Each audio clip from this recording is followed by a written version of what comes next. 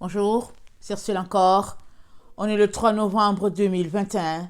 Alors, je viens sonner la trompette une seconde fois aujourd'hui et je viens proclamer le retour de notre Seigneur Jésus-Christ.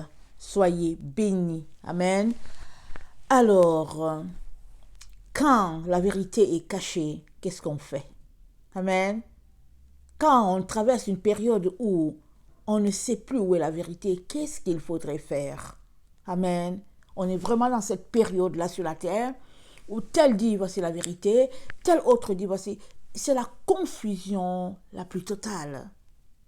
Mais il faut bien que toi et moi puissions trouver la vérité. Amen. Dans tout ce qui se passe. Et demeurer dans la vérité. Parce que ce n'est comme ça qu'on sera affranchi. Alors, qu'est-ce qu'il faut faire quand la vérité est cachée? Jésus-Christ nous dit dans Marc 13, le verset 33, il dit, prenez garde, veillez et priez, car vous ne savez quand ce temps viendra. Amen. Il a parlé à ses disciples du temps où il était avec eux. Mais alors qu'il leur parlait, il nous voyait. Amen. Jusqu'à la génération finale. Et le message de Jésus, il est toujours d'actualité. Qu'il l'ait prêché en l'an 33 ou en l'an 2, peu importe, son message est toujours d'actualité jusqu'à ce qu'il vienne récolter la semence, amen, qui a été la semence du mal, qui a été sémée depuis le jardin d'Éden. La semence du mal a été sémée depuis le jardin d'Éden. Et c'est là que les choses connaissent un déséquilibre. Jésus-Christ est venu, il a rétabli les choses, amen. Alors depuis 2000 ans, le monde tourne avec la connaissance, avec l'éveil, voilà, que Jésus-Christ a amené dans notre monde. Sinon, c'était la loi, uniquement la loi, œil pour œil, dent pour dent, et puis voilà, un peu comment le monde fonctionnait. Amen. Jusqu'à ce que Jésus-Christ dise, écoute, si quelqu'un te tend une joue, il te frappe sur une joue, tends-lui l'autre. Alors les gens étaient choqués, ils se disent, mais qu'est-ce que ça veut dire? Mais quand on regarde le message en arrière de Jésus, Jésus-Christ était en train de parler d'une loi d'amour. Amen. Alors, donc, cette loi d'amour-là a marché jusqu'à nous. Et puis, petit à petit, on se rend compte que les enfants de Dieu eux-mêmes, souvent, sont dans beaucoup de confusion. Et Jésus-Christ a dit, ces jours, les temps de la fin, seront abrégés à cause des élus. Parce qu'il dit que sinon, il séduirait même les élus. Quand l'Antichrist sera là, l'homme qui va s'afficher, se présenter comme, au fait, l'envoyé de Dieu, amen, il va revêtir l'image de Christ, il va faire comme s'il est Christ et tout. Il dit, les jours seront abrégés. Mais à nous, pendant qu'il parle à ses disciples, voilà, il dit, veillez et priez. Il dit, prenez garde. Veillez et priez, car vous ne savez quand ce temps viendra.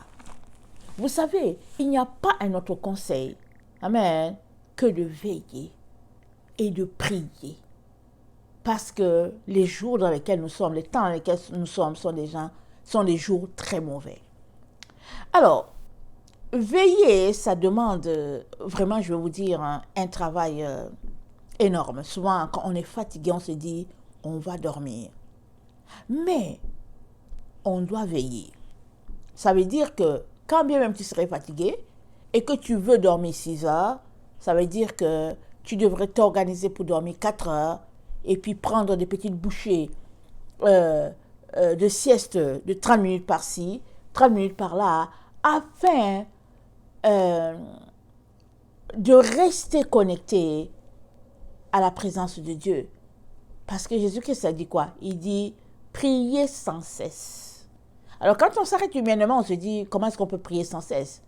Mais la vérité est que on le peut. Amen. On peut prier sans cesse. C'est-à-dire notre esprit reste constamment connecté au Seigneur Jésus, non pas sur les problèmes de la terre, les problèmes, tout ce qu'on vit, mais que notre esprit soit connecté. Amen. Alors, on est en train de prier sans cesse. C'est ça que Jésus-Christ nous dit. Il nous dit autre chose.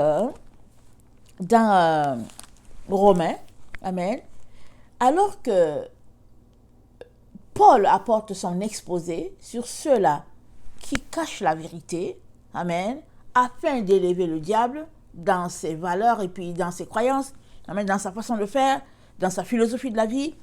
Paul dit, il dit, se vantant d'être sages, Romains 1, le verset 22, ils sont devenus fous. On vit dans un monde où les gens sont fous. Ce n'est que folie. Quand tu entends tout ce qui se passe, tu te dis, mais ça n'a pas de sens. Il dit, se vantant d'être sages, ils sont devenus fous. Ils ont changé la gloire du Dieu incorruptible en image représentant l'homme corruptible, les oiseaux, les quadrupèdes, les reptiles. C'est pourquoi Dieu les a livrés à l'impureté, selon les convoitises de leur cœur, en sorte qu'ils déshonorent eux-mêmes leur propre corps. Donc, nous sommes livrés par les convoitises qu'il y a dans notre cœur. Autrement dit, si dans ton cœur, il n'y a que Jésus et rien que Jésus, tu ne seras pas livré. Mais si dans ton cœur, il y a autre chose, tu seras livré à cette autre chose-là qui prend la place de Jésus. Jésus doit occuper ton cœur à 100%. S'il n'occupe pas ton cœur à 100%, le 2% là, que tu as laissé là, ce 2% là, amen, à cause de ce 2% là, tu seras livré à cette chose-là qui prend la place de Dieu. Alors, on comprend que on n'a pas le temps pour s'amuser. On n'a que le temps d'examiner notre cœur, de chercher en dedans pour voir si Dieu est le maître absolu ou pas. Et dans Proverbe 4, le verset 23, ça nous est dit, « Garde ton cœur plus que toute autre chose. De lui viennent les sources de la vie. » Vous savez, c'est facile de garder son cœur quand tout roule pour nous, vous savez, matériellement. On a tout ce qu'on veut, etc. On peut dire on garde son cœur. Mais Jésus-Christ a dit à l'église de Laodicée, en tout cas, tu penses que tu es riche, tu penses que tu vois, mais au fait, tu es misérable, tu es pauvre, parce que tu n'as besoin de rien. Tu te comportes comme quelqu'un qui n'a besoin de rien. Or, tu as besoin de Dieu, plus que tout. Toi et moi, là, nous avons besoin de Dieu plus que tout, nous avons besoin de vérité. C'est tout ce qu'il nous faut pour pouvoir nous en sortir dans le temps dans lequel nous sommes. Et Paul continue, il dit, Dieu les a livrés à la convoitise, à la convoitise de leur cœur. Il dit, eux qui ont changé la vérité de Dieu en mensonge, qui ont adoré et servi la créature au lieu du Créateur. La vérité de Dieu a été changée. On ne sait plus où est la vérité. On cherche, on se dit, mais où est la vérité? Mais seul celui en qui l'esprit de vérité demeure connaît la vérité. Même s'il ne peut pas dire exactement c'est quoi, ça titille en lui. La vérité en toi titille. Exemple, tu rencontres une personne, tu ne sais pas c'est quoi, mais tu t'en éloignes. Tu te dis, je sais pas. C'est-à-dire, tu ne sais pas c'est quoi, mais tu dis seulement, ah, c'est bizarre. C'est bizarre cet enseignement-là. Parce que l'esprit de vérité, amen, révèle le Père, il révèle le Fils. Ça dit que quand l'esprit de vérité est en toi, rien ne peut être caché. Puisque la vérité est là pour dénoncer le mensonge. Amen. Alors Paul dit, il dit, le verset 28, comme ils se sont souciés, comme ils ne se sont pas souciés de connaître Dieu, Dieu les a livrés à leur sens réprouvé pour commettre des choses indignes, étant remplis de toute espèce d'injustice, de méchanceté, de cupidité et de malice, pleins d'envie, de meurtre, de querelles, de ruse, de malignité, rapporteurs médisants, impies, arrogants, hautains, fanfarons, ingénieux au mal, rebelles à leurs parents, dépourvus d'intelligence, de loyauté, d'affection naturelle, de miséricorde, et bien qu'ils connaissent le jugement de Dieu, déclarant dignes de mort ceux qui commettent de telles choses. Non seulement ils les font, mais ils approuvent ceux qui les font. Amen. Voilà un peu comment notre génération vit. Une génération livrée, parce qu'elle a refusé de rendre au Créateur de l'univers ce qui lui revient. Amen. Une vie de respect, d'honneur envers ce Dieu-là, si bien que tout est chamboulé, tout est changé. Vérité, tout ça, il y a quelqu'un qui vient et se tient, il donne des opinions et puis il dit que c'est la vérité. Et puis, quand la vérité est enseignée, on est perdu, on ne sait plus où est la vérité. Et Dieu dit, tout mensonge sera jugé. Et il y aura une conséquence à tout mensonge.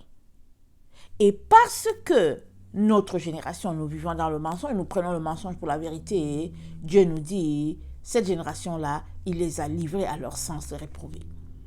Alors, quand on regarde une telle situation, on n'a pas d'autre choix. Amen. Que de retourner dans la Bible pour dire, Seigneur, qu'est-ce que tu as dit? Voilà la situation dans laquelle nous sommes. Mais voilà la situation dans laquelle je suis. Seigneur, je suis perdu. Je suis au carrefour, je ne sais pas où me tourner. Je ne sais pas quoi faire, Seigneur. Viens à mon secours. Si ce n'est pas ainsi qu'on se comporte, qu'on se dit, je vais essayer d'aller voir dans tel livre, je vais aller regarder dans la sagesse orientale, je vais aller voir à tel endroit, on va se retrouver avec 1000 vérités. Et on sera plus perdu qu'autre chose. Et Jésus-Christ, par la bouche de l'apôtre Paul, nous dit, dans 1 Thessaloniciens 5, il dit, « Ne dormons donc point comme les autres, mais veillons et soyons sobres. Car ceux qui dorment, dorment la nuit, ceux qui s'énivrent, s'énivrent la nuit, mais nous, qui sommes du jour, soyons sobres, ayant revêtu la cuirasse de la foi et de la charité, et ayant pour casque l'espérance du salut. Car Dieu ne nous a pas destinés à la colère, mais à l'acquisition du salut par notre Seigneur Jésus-Christ, qui est mort pour nous, afin que soit que nous veillions, soit que nous dormions, nous vivions ensemble avec lui. Amen. Le Seigneur doit nous encourager à veiller, à être sobre, à demeurer dans cette situation de recherche de vérité-là, afin que nous ne puissions pas être emportés par toute la vague qui se passe, toute la vague de ténèbres. Amen. Les ténèbres épaissent là sur la terre. La solution à cela, c'est de veiller. C'est ça qu'il nous dit. Et souvent, on veut passer par les chemins les plus faciles. On veut court-circuiter, comme on dit. Souvent, parce que vous savez, il faut se réveiller. Amen. Souvent, il faut prendre du temps. Souvent, on veut regarder une émission à la télévision, mais on doit laisser de côté l'émission pour venir prier. Alors que tu fais cela, que tu as un programme où tu pries, amen, ou alors que tu sacrifies, au fait, tout ce que ta chair aime, le Seigneur te conduit sur le chemin de la vérité. C'est ça, au fait.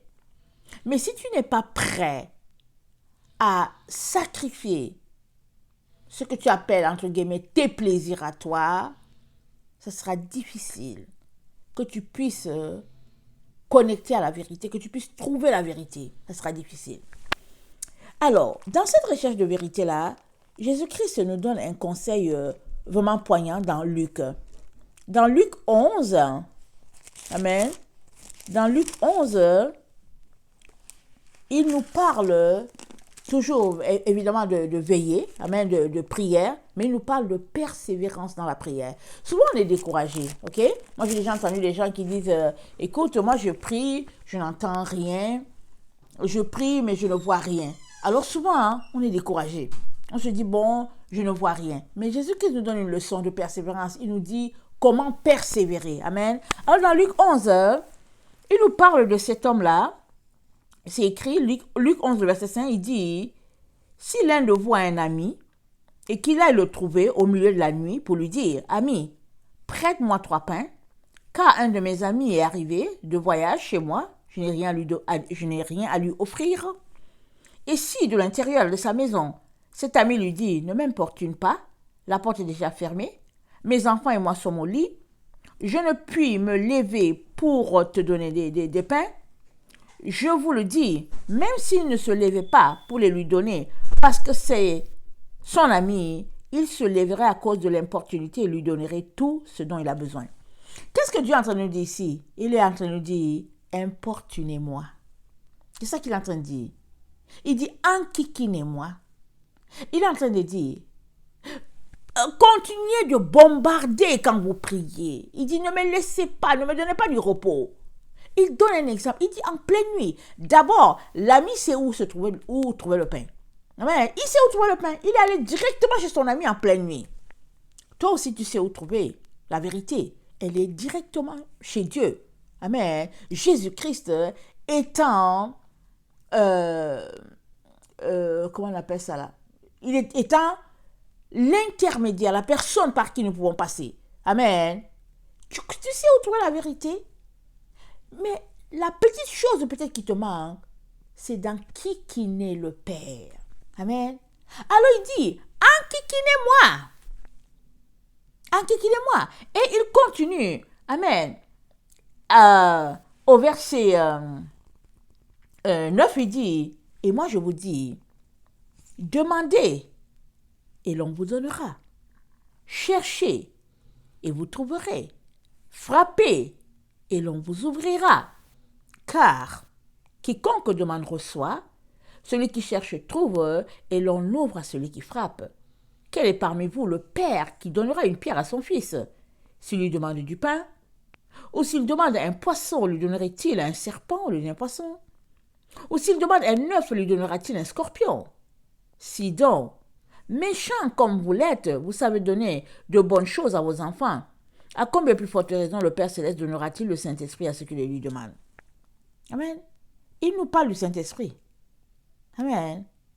Alors, on peut tout de suite entendre cette partie-là. Il dit, moi j'ai déjà le Saint-Esprit, je n'ai pas besoin de demander. Comme disent certaines personnes. Ben voilà, tu viens d'arrêter ta recherche. Avec tes croyances, tu viens d'arrêter ta recherche.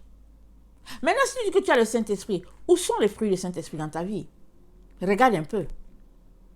Regarde le fruit du Saint-Esprit dans ta vie. Est-ce que tu marches de manière charnelle ou bien tu marches par l'Esprit? Quels sont les fruits? Alors, si tu t'arrêtes et réalises que les fruits ne sont pas bons ou bien les fruits ne sont pas les fruits du Saint-Esprit, c'est que tu ne les as pas. Amen. On n'est pas dans une affaire de théorie ici. Hein? C'est fini la théorie. On est dans le temps où la vérité est cachée. Elle est cachée à toute l'humanité. Mais il faut bien qu'on la trouve, cette vérité-là. Parce que ce n'est que par elle qu'on sera affranchi.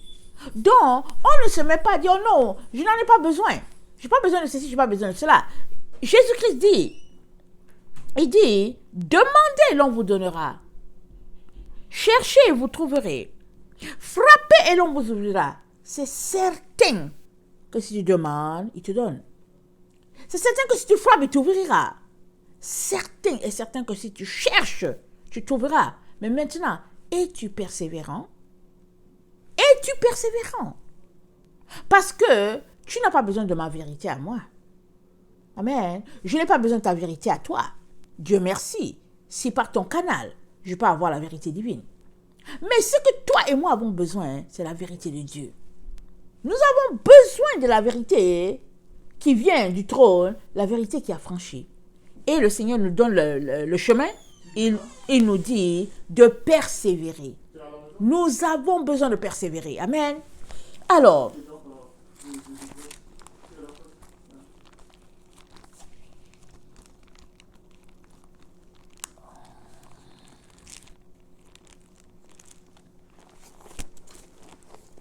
excusez-moi.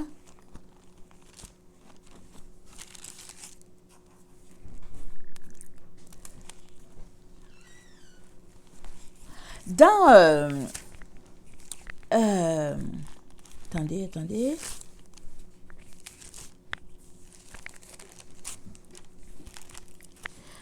Dans Apocalypse 14, notre Dieu nous dit, le verset 12, c'est ici la persévérance des saints qui gardent les commandements de Dieu et la foi de Jésus.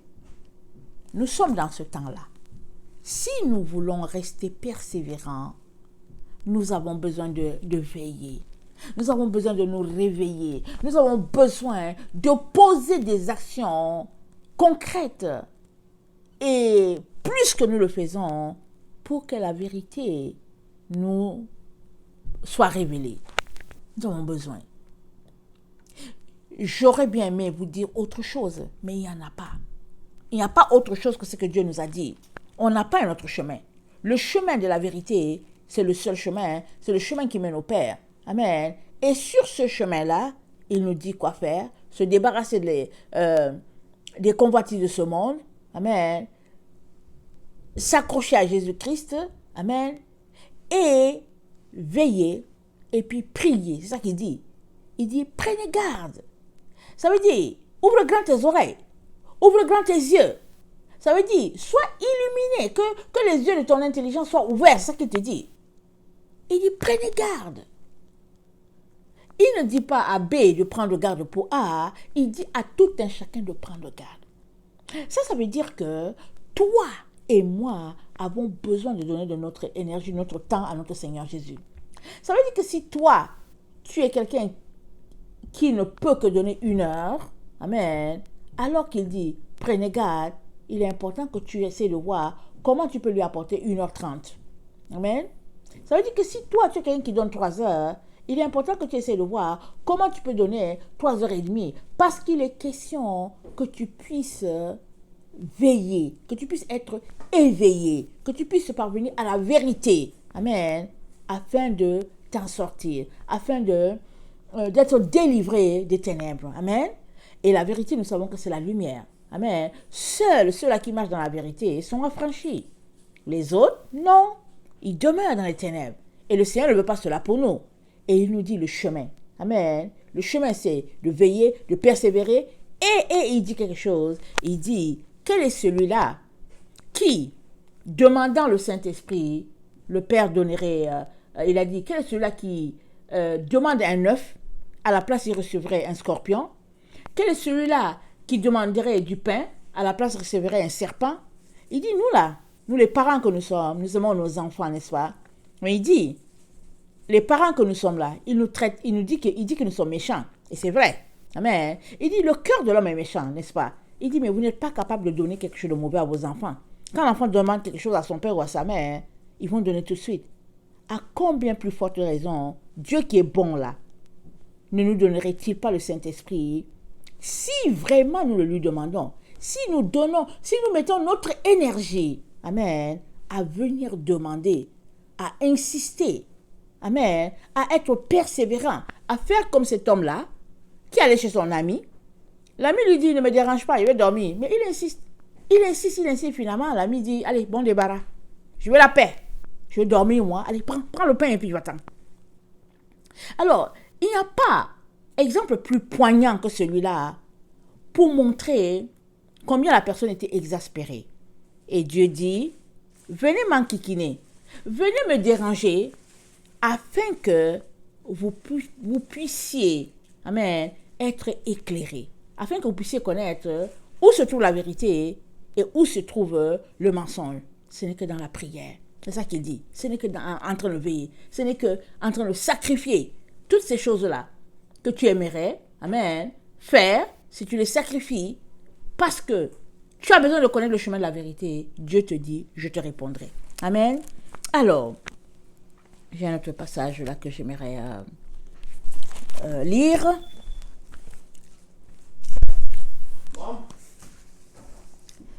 Alors, dans 4 Esdras, le chapitre 16 et le verset 75, voilà ce que le Seigneur dit. Écoutez mes élus, dit le Seigneur, voici que sont présents les jours de tribulation. Je vous en délivrerai. Ne craignez pas, n'hésitez pas, puisque Dieu est votre guide. Vous qui gardez mes commandements et mes préceptes, dit le Seigneur Dieu, ne laissez pas vos péchés prendre l'avantage sur vous, ni vos iniquités prendre le dessus. Malheur à ceux qui sont envahis par leurs péchés et recouverts par leurs iniquités. C'est comme le champ qui est envahi par la forêt, dont le sentier est couvert d'épines et impraticable à l'homme. On le laisse de côté et on en fait la proie des flammes. Amen. Il fait la comparaison avec le champ. Amen. Quand quelqu'un est envahi par ses péchés, ce n'est pas bien parce que tu n'as pas la paix de Dieu. Amen. Si bien que, au lieu de te concentrer à connaître ton Dieu, à aller de l'avant avec ton Dieu, à chercher sa face, à prier, à intercéder, c'est-à-dire que à te dépouiller, vraiment, au lieu d'être concentré à cela, finalement, tu es étouffé, n'est-ce pas? Tu es comme ce grain-là qui est étouffé, qui n'arrive pas à prendre de l'élan pour aller chercher la lumière. Amen. Et nous sommes encouragés par l'Esprit de Dieu, dans 4 Esdras 16, à ne pas être envahis par nos péchés. Et cela me rappelle très bien ce passage d'Apocalypse 3, le verset 10, quand le Seigneur, parlant à la 6e église, il a dit « Parce que tu as gardé la parole de la persévérance en moi, je te garderai aussi à l'heure de la tentation qui va venir sur le monde entier pour éprouver les habitants de la terre. » La tentation est bien sur toute la terre, c'est pour nous éprouver. Alors, si nous sommes déjà envoyés par nos péchés, la tentation qui vient, qui est encore une épreuve supplémentaire, ne va que... ça sera quoi? Comme une montagne sur notre tête. Mais si déjà, nous étions déjà sur le chemin de la purification, de la sanctification, alors, amen, on pourra tout faire pour la tribulation, parce que la tribulation, ça veut dire quoi? Ça veut dire des moments difficiles, des moments pénibles, des moments lourds. Amen. Et donc, tout comme notre Dieu parle par la bouche de son prophète dans 4 Esdras 16, nous disant, « Écoutez mes élus, dit le Seigneur, voici sont à présent les jours de tribulation, je vous en délivrerai. » Il dit, « Gardez mes commandements et mes préceptes. » Amen, ça c'est dans 4 Esdras 16, le verset 75 à 77. Et il continue, je lis un autre passage dans 4 Esdras 16, le verset 36, il dit, « Écoutez donc cela et prenez en connaissance, serviteurs du Seigneur. Voici la parole du Seigneur. Accueillez-la, ne refusez pas de croire à ce que dit le Seigneur. Les mots s'approchent et ils n'ont pas de retard. Aussi, au 9e mois, la femme enceinte de son fils, quand approche l'heure de son accouchement, 2 ou 3 heures avant, commence gémissement et douleur en son ventre. Et quand l'enfant sort du ventre, cette femme n'est pas en retard d'un seul instant. De même, les maux ne tarderont pas à faire leur entrée sur la terre. Le monde gémira et des douleurs l'assiégeront de tous côtés. Écoutez la parole, ô mon peuple, préparez-vous pour le combat au milieu des malheurs. Soyez ainsi comme en terre étrangère. Celui qui vend, qu'il soit comme celui qui fuira. Celui qui achète, comme celui qui va perdre. Celui qui fait du commerce, comme celui qui n'en tirerait pas profit. Celui qui bâtit, comme celui qui n'habitera pas. Celui qui sème, comme celui qui ne fera pas la récolte. Celui qui taille, comme celui qui ne va pas vendanger. Ceux qui se marient, qu'ils soient comme ceux qui n'auront pas de fils. Ceux qui ne se marient pas, comme les veufs. Voici pourquoi ceux qui travaillent sans raison. Des étrangers moissonneront leur récolte, raviront leurs moyens de subsistance, abattront leurs maisons et feront captifs leurs fils, car c'est dans la captivité et la famine qu'ils engendreront leurs enfants. Ceux qui commercent font commerce dans les rapines, plus ils embellissent leurs villes, leurs maisons, leurs propriétés et leurs personnes, plus je m'irriterai contre eux à cause de leurs péchés, dit le Seigneur. Comme la débauchée est enflammée contre la femme honnête et parfaitement vertueuse, ainsi la justice s'enflammera contre l'iniquité qui s'embellit. Elle l'accusera en face quand sera venu celui qui doit repousser quiconque recherche le péché sur terre. Attendez. Comme la débauchée est enflammée contre la femme honnête et parfaitement vertueuse, ainsi la justice s'enflammera contre l'iniquité qui s'embellit, elle l'accusera en face quand sera venu celui qui doit repousser quiconque recherche le péché sur terre. C'est pourquoi ne vous identifiez pas à l'iniquité ni à ses œuvres, Car voici, encore un peu de temps, et l'iniquité sera supprimée de la terre, et la justice régnera parmi nous. Amen. Alors, je ne sais pas à quel siècle cette parole a été donnée. Il dit encore un peu de temps.